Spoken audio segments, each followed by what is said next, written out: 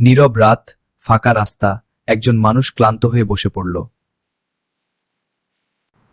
গলা শুকিয়ে কাঁপা কণ্ঠে সে বলল, ইয়া আল্লাহ, একটু পানিও যদি পেতাম। ঠিক তখনই এক কিশোর হেঁটে যাচ্ছিল, তার হাতে ছিল এক বোতল পানি। সে থেমে গেল, ভাবল এই পানিটা তো আমারও দরকার, কিন্তু উনি আরো বেশি কষ্টে।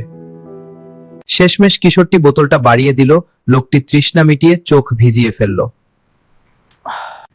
আল্লাহ তোমাকে এমন প্রতিদান দিন যা তুমি কল্পনাও করতে পারো না। কয়েক বছর পর সেই কিশোর বড় হলো, কিন্তু জীবনে এলো কঠিন বিপদ।